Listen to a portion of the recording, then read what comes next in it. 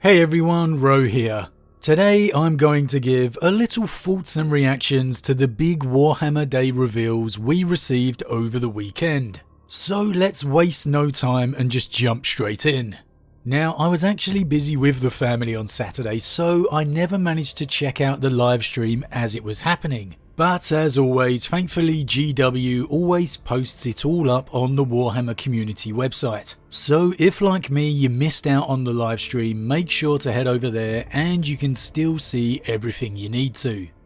Okay, so first off we have the much rumoured and expected Genestealer Cults vs Custodes box set. And before we even get to the models, I absolutely love that little teaser trailer.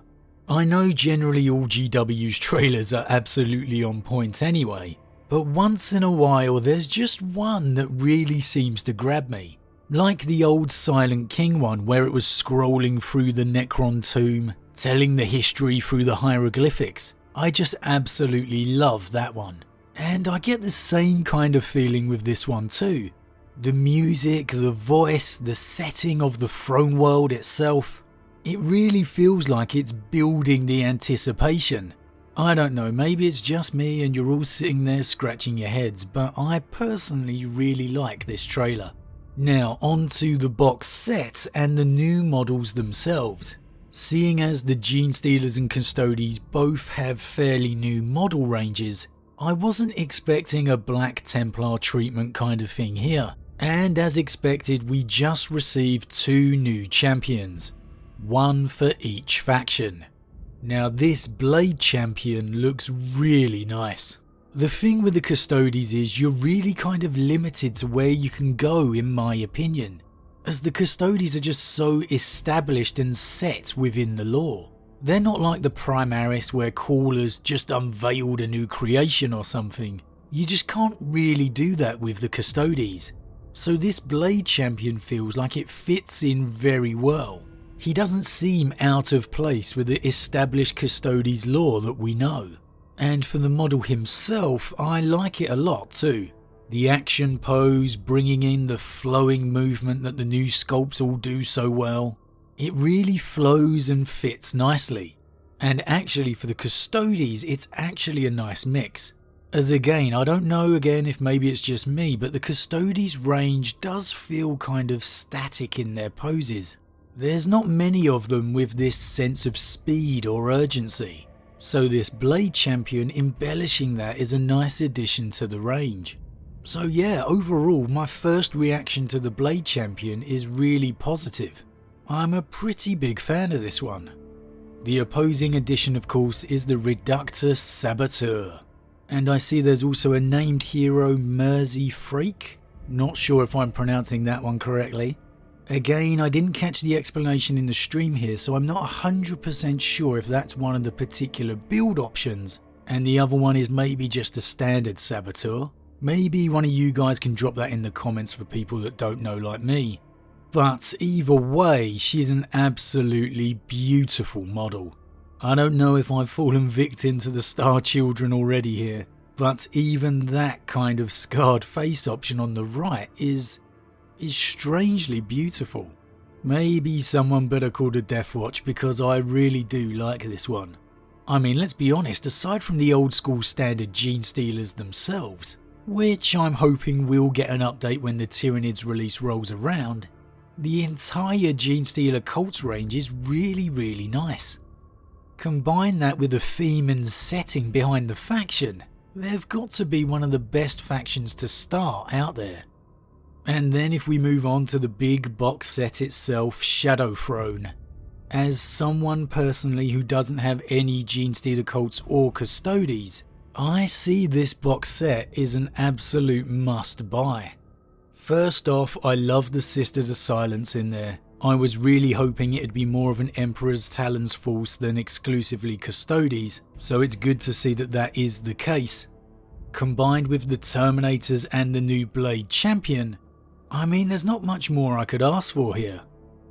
And the same could really be said for the Genestealers. It's got everything you need as a new Genestealer player.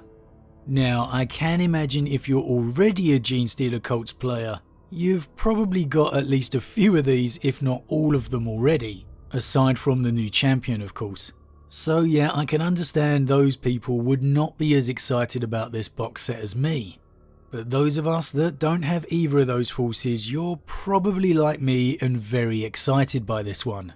Personally, considering I didn't go for that Thousand Sons Grey Knights one a few months back in the end, this is a definite buy for me. I will definitely be going for this one. And of course, to go along with Shadow Throne and the two new champions, we of course have the two new Codexes. Now, is that a Psyker in the background there? I can't quite make it out on my screen. Who is this guy here? It doesn't seem like any of the custodians that I know. Not much else I can say about the Codexes other than obviously I'm very happy about the continued new awesome front cover art. I mean, the entire art aesthetic they've gone for in this edition so far is just absolutely stellar. But yeah, overall, for me personally, big fan of the Shadow Throne box set and both of the new champions. Certainly a nice way for me to get a little force of the two factions I currently don't have. Okay, on to Age of Sigmar and the Maggotkin of Nurgle. Now I've gone for Sylvaneth for my first Sigmar force, so the forces of Nurgle aren't really something that I'm interested in. That said though, it is a very nice looking model, and I am thinking it may not look too out of place in my Death Guard force. At the very least, I can definitely see that flyhead option being used for some interesting conversions. Overall, a nice new sorcerer model no doubt, even though, like I said, I'm not interested in the Maggotkin. I don't know, if you could do some kind of conversion to that could really work in Death Guard forces. I mean, the Maggotkin range is made up of a lot of models that came out during the end times if I remember correctly. So they've got some really nice models already. But yeah, overall, while it may not be for me, very nice, very nice. On to Dungeon Bowl. Now, I haven't played Blood Bowl since I had the set way back as a kid. However, Dungeon Bowl could just be the twist to finally make me take the plunge. For some reason, I've been really tempted to dive into some dungeon crawlers lately. I've still got that cursed city waiting to be busted open, and I'm really thinking about it. But I don't know, Dungeon Bowl maybe could just be a smaller way to get me started.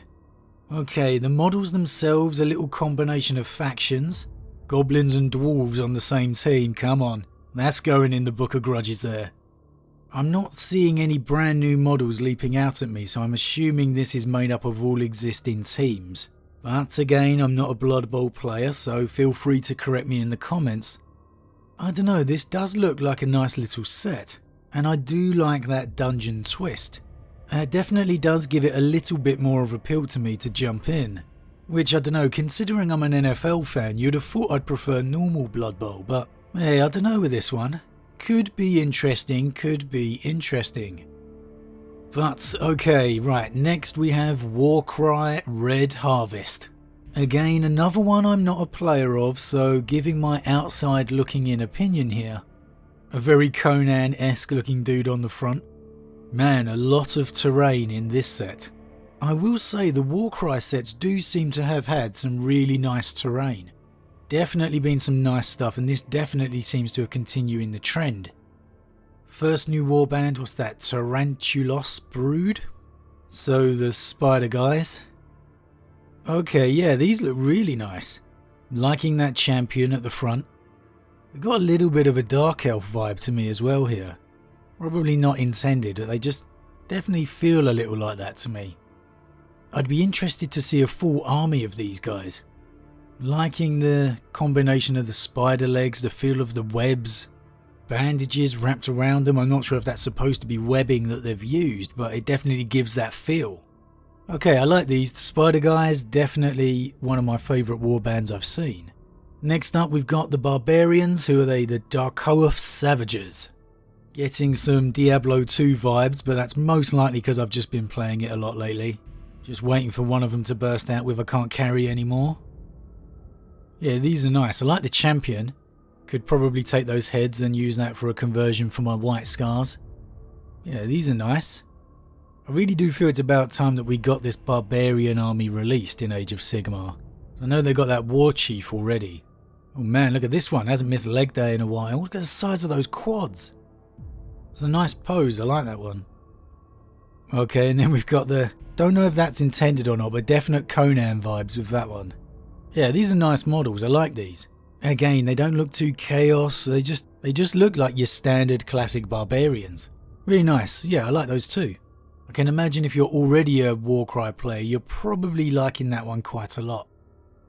Okay, on to Underworlds and a new warband, Black Powder's Buccaneers. Now, as much as I love pirates, which obviously everybody loves pirates, ogres just aren't for me. So this one's not my cup of tea. Definitely a fan of the pirate theme, but no, they're nice models, I appreciate the sculpts, but no, this one's not my cup of tea. I'm all up for seeing more pirate theme releases though, absolutely. It would be nice to see the Vampire Coast one day when the Old World returns, that would be a nice looking range. But okay, ending up with the big one. The man, the myth, the legend. The Warhawk himself.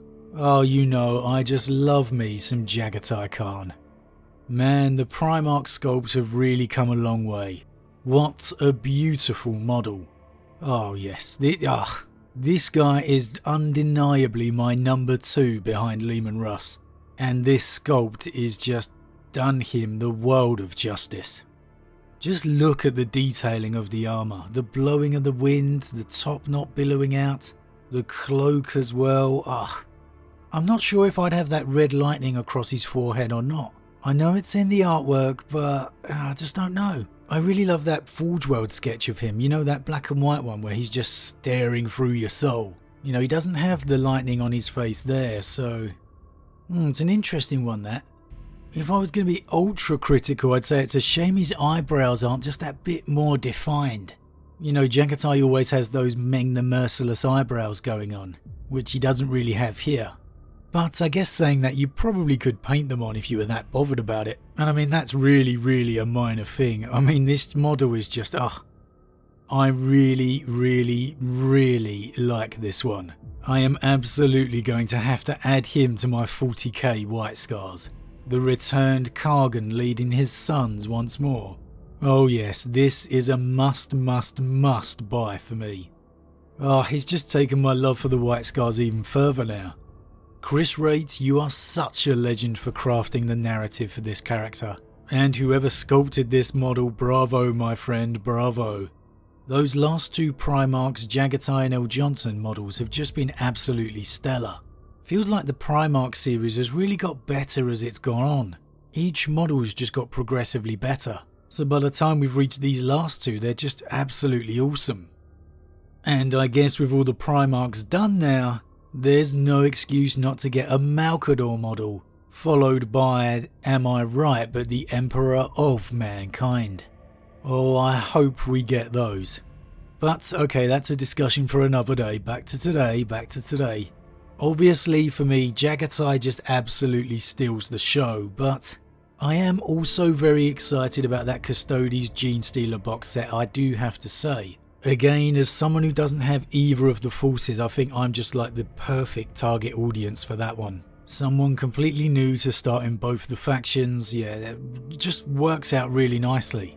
And again, that trailer just gets me into it really does. Definitely want to talk some more Genestealers on Terra, maybe we'll do that later in the week. But yeah, overall some really, really nice reveals. I guess probably a bit more of a reason to be happy if you're a 40k player.